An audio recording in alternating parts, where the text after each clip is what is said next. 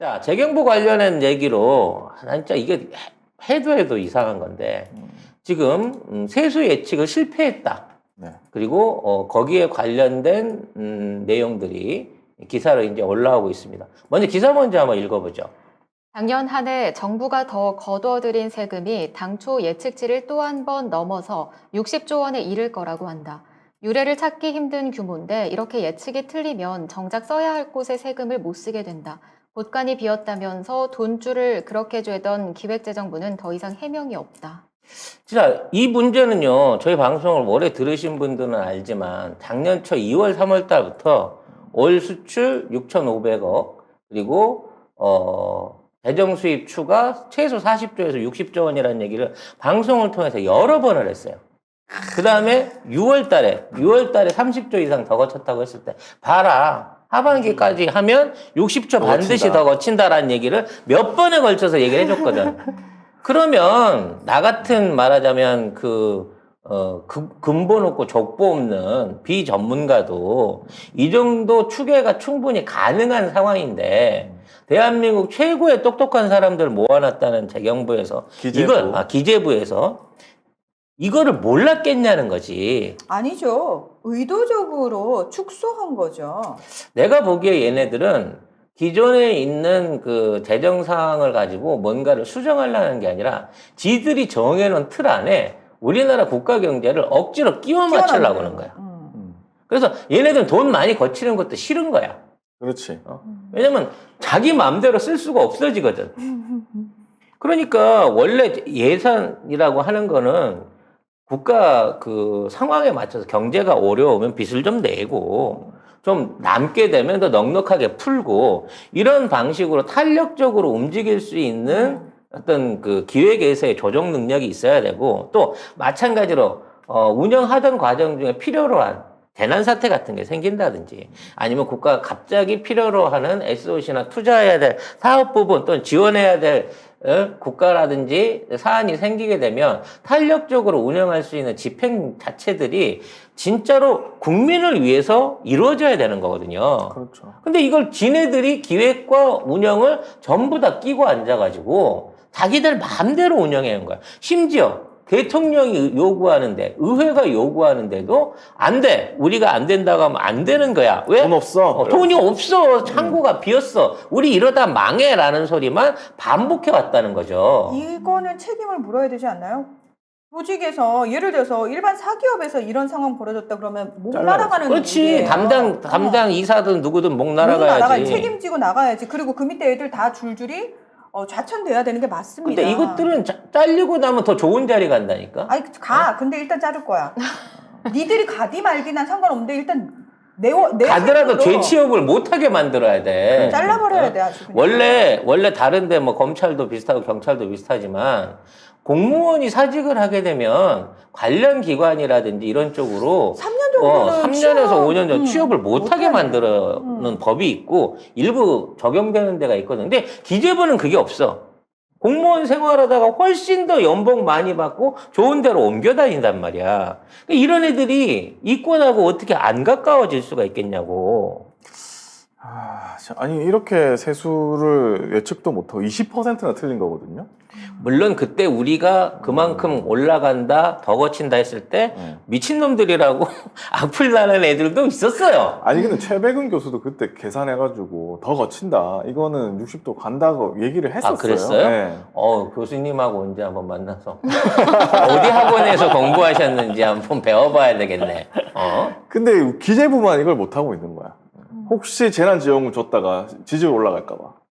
그러니까 결과적으로는 정치 아니, 이 행위를 한 거야. 야, 진짜 니들은 이거는 관료잖아, 공무원이잖아. 그러면은 시키는 대로 해 그냥. 어차피 복지부동 하는 것들인데 뭘 니들 머리로 생각도 하지 말고 니들 머리로 뭔가를 하려고 하지 마. 그냥 시키는 대로 겨. 아무튼 이 멍청한 애들 때문에 결과적으로 37조 원 가까운 집행 못한 추가 소득금이 남아 있습니다, 현재.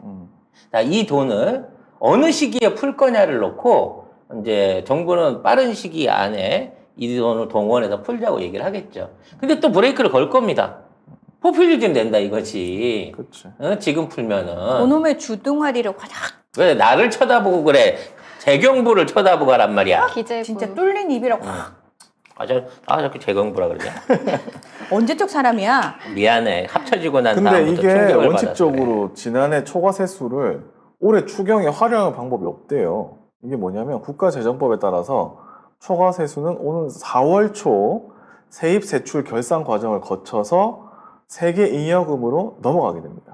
그러니까 이 법을 고쳐서라도 왜냐면 있는 돈이잖아. 그러니까 법을 고치서라도 이거는 지원금, 재난지원금으로 해야 돼요. 지금 갈수록 그 요구 받고 있는 재난지원금의 규모나 국가가 서민 경제를 위해서 뭐 부채 탕감이라든지 여러 가지 분야에서 들어갈 그 재정의 요건들이 더 많은 수요들을 일으키고 있거든요.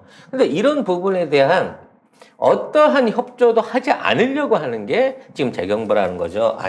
기재부라는 기재부. 거죠. 근데 진짜 확실히 공무원이 되면은 사람이 이렇게 되나 봐요. 대학교 때 되게 친했던 후배가 있는데 국민연금관리공단 공무원이 됐더라고요. 근데 그 친구를 만나서 얘기를 하는데 앞뒤가 꽉꽉 막혀서 말이 들어가질 않는 거예요. 그래서 제가 그때 와, 이 대학교 때 얘가 이 정도는 아니었는데 싶은 생각이 들면서 이 자리에 오면 누구라도 이렇게 되는구나. 그러면 방법이 하나밖에 없다.